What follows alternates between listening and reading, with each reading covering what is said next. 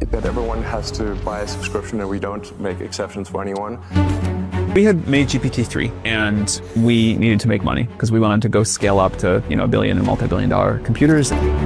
BMW was going to charge a monthly fee for you to use your heated seats. मान लीजिए आप एक चीज खरीदते हैं, कंपनी को पूरे पैसे दे देते हैं, चीज आपके पास आ जाती है, लेकिन जब आप इसको इस्तेमाल करते हैं तो कंपनी वाले कहते हैं कि अगर आपको इसे यूज करना है तो हर महीने पैसे दो। अजीब बात है ना, लेकिन ये आजकल नॉर्मल हो चुका है। मूवीज के लिए सब्सक्रिप्शन, एआई टूल्स के लिए सब्सक्रिप्शन, क्लाउड स्टोरेज और ऐसी बहुत सारी चीजें जो कि पहले बिल्कुल फ्री हुआ करती थी, आज वो सारे पे वॉल के पीछे चले गए। और कुछ तो इवन यहाँ तक आ गए हैं कि जो गाड़ी होती है आपकी कार, जो कि फैक्ट्री से बिल्कुल रेडी आती है और इनमें कुछ फीचर्स जो कि फैक्ट्री की तरफ से आते हैं, उनको भी अगर आप यूज करना चाहेंगे तो आपको सब्सक्रिप्शन पे करना पड़ता है। इसका मतलब अपने ही कार का जो आपने खरीदी है उसका आपको किराया देना पड़ रहा है। लेकिन कहानी सिर्फ इतनी खत्म नहीं होती। ये बड़े कंपनीज आपको सिर्फ ये नहीं कहते कि हमें हर महीना पैसा दो, बल्कि इनके पास एक और चीज है, आपका डेटा। और इस डेटा से कभी कभी ये भी तय हो जाता था कि आप अगली बार कितने पैसे दोगे। तो सवाल ये आता है कि आखिर ये क्या हो रहा है? इन बड़े कंपनीज ने आखिर ये मॉडल क्यों बनाया कि कस्टमर से सिर्फ एक बार पैसा लेना काफी नहीं होता, और किस तरह इन जैसे और भी काफी सारे बड़े कंपनीज हमको डेली लाइफ में लूट रहे हैं लीगली तौर पर, और हमें इनका अंदाजा भी नहीं होता। आइए जानते हैं आज की वीडियो।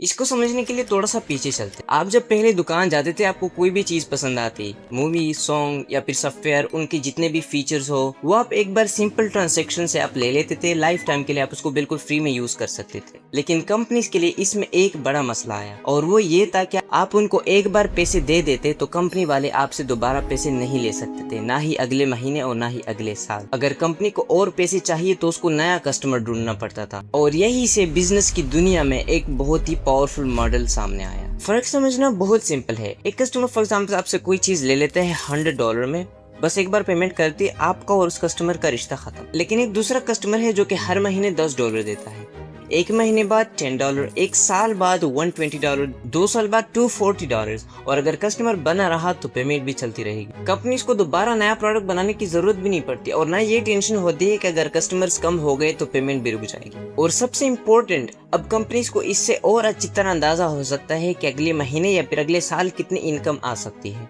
इसीलिए सब्सक्रिप्शंस कंपनीज के लिए इतनी अट्रैक्टिव है। एक सेल एक बार पैसा देती है, लेकिन सब्सक्रिप्शन एक कस्टमर को रिकरिंग इनकम में तब्दील कर देती है। सबसे पहले ये मॉडल सॉफ्टवेयर्स में बहुत पावरफुल हुआ। फॉर एग्जांपल आप एडोबी को देख लीजिए। फोटोशॉप जैसे जितने भी सॉफ्टवेयर्स थे पहले, उनमें जितने भी फीचर्स थे वो आप एक बार खरीद के लाइफ टाइम के लिए यूज कर सकते थे, यानी कि एक सिंपल ट्रांजैक्शन एक बार में। फिर एडोबी ने अपना बिजनेस क्रिएटिव क्लाउड के सब्सक्रिप्शन मॉडल पे शिफ्ट कर दिया, और अब आप सॉफ्टवेयर के ओनर बनने के बजाय उसका कंटिन्यूड एक्सेस लेते हैं, यानी कि आपको मंथली पे करना पड़ेगा। अगर आपने मंथली पेमेंट बंद कर दी तो आपका सॉफ्टवेयर काम नहीं करेगा। ये आइडिया अब सॉफ्टवेयर से बाहर निकला।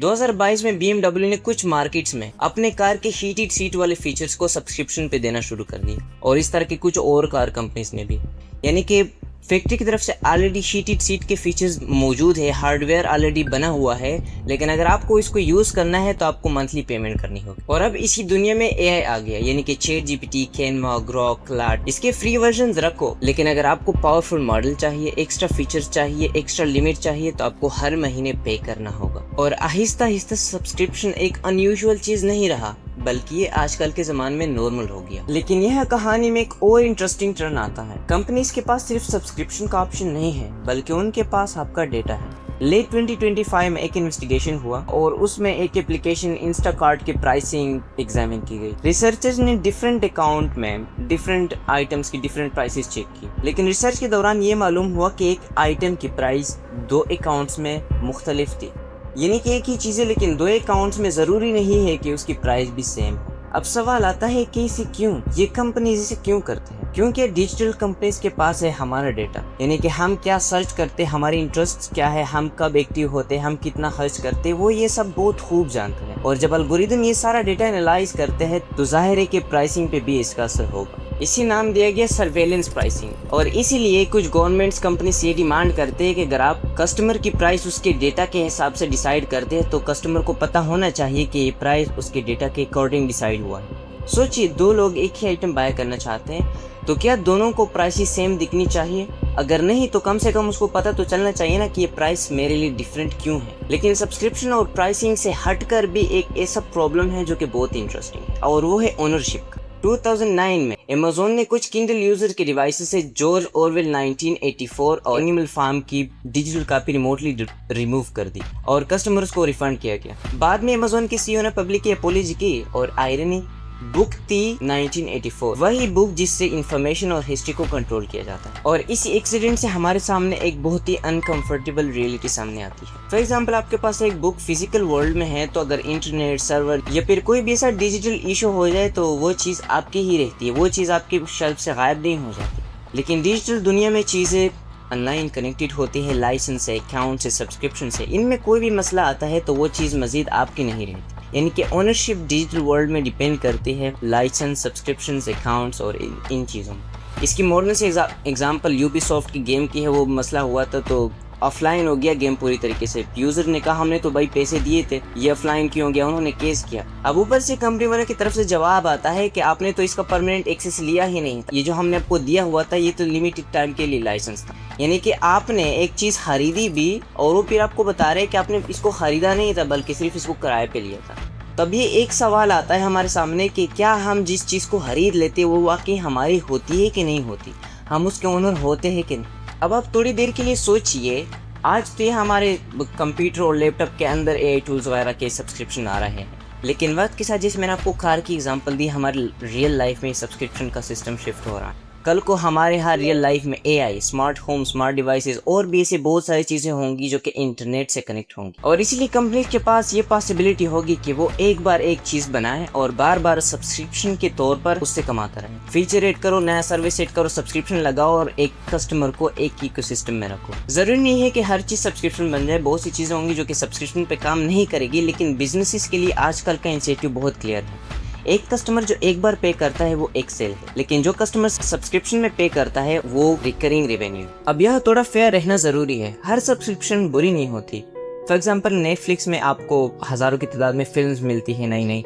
क्लाउड स्टोरेज आपके फाइल को कहीं से भी एक्सेस करने की परमिशन देता है, या फिर सॉफ्टवेयर में नए फीचर्स आते हैं जो कि कंटिन्यूसली चेंज होते रहते हैं, न्यू फीचर्स होते हैं, और कंपनी की तरफ से भी उस पर एक्सपेंस होता है, तो ज़ाहिर है कंपनी को भी कमाना होता है, बिजनेस को कमाना होता है। ये कोई बुरी बात नहीं है कि वो कमाना चाहते हैं, ये बिल्कुल भी अजीब बात नहीं है। बस मसला ये आता है कि जब हमको पता नहीं चलता कि हमसे किस चीज़ के पैसे लिए जा रहे हैं। हमने एक्सेस खरीदी, सॉफ्टवेयर खरीदा, या फिर कन्वीनियंस के लिए हमने पे किया, या फिर हमारे डेटा के अकॉर्डिंग डिसाइड किए गए प्राइस के लिए हमने पे किया। तो आइए आते हैं हमारी उस BMW की कार पर जिस पर सब्सक्रिप्शन थी, उस एआई टूल पर जिसको हमने पे करके लिया, उस डिजिटल गेम का जिसका हमारे पास एक्सेस नहीं था। यानी कि हमने इन सब चीज़ों को खरीदा लेकिन फिर भी हमारे पास इसका एक्सेस नहीं रहा। और इन सब चीज़ों से एक बात कॉमन है, आजकल की टेक्नोलॉजी ने कंपनीज को हमसे पैसा कमाने के बहुत सारे नए तरीके दे दिए, और ये तरीके कुछ लीगल भी हैं। लेकिन लीगल का मतलब ये बिल्कुल नहीं है कि आप बिना सोचे समझे किसी भी चीज़ को एक्सेप्ट कर लें। तो अगली बार जब आपको कोई एप्लीकेशन कहती है कि सब्सक्राइब ना हो, तो हमें देखना चाहिए कि हम असल में किस चीज़ के लिए पे कर रहे हैं। अगर कोई चीज़ ये दावा कर रही है कि बाय ना हो, तो हमें वाकई में देखना चाहिए कि क्या ये चीज़ असल में मेरी होगी भी कि नहीं। शायद हमारे साथ प्रॉब्लम ये नहीं है कि कंपनी पैसे कमा रही है, पैसे तो कमाना तो उनका हक है, लेकिन आजकल की टेक्नोलॉजी ने जो उनको तरीके दिए हैं वो इतने ज़्यादा है कि हमें कभी कभी पता भी नहीं चलता कि हम ये असल में पैसे दे रहे हैं या अपना कंट्रोल दे रहे हैं। तो अगली बार सोशल मीडिया में कुछ भी करने से पहले हर चीज़ की टर्म एंड कंडीशन अच्छी से देखकर पढ़नी चाहिए, समझनी चाहिए, और हर स्टेप का ख्याल रखना चाहिए। जिस तरह आप ख्याल रखेंगे हमारे अगले वीडियो तक। तो मिलते हैं आपसे अगली वीडियो में। अगर आपको हमारा कंटेंट पसंद आता है तो हमें सब्सक्राइब करके जाना। तब तक के लिए अल्लाह हाफिज़।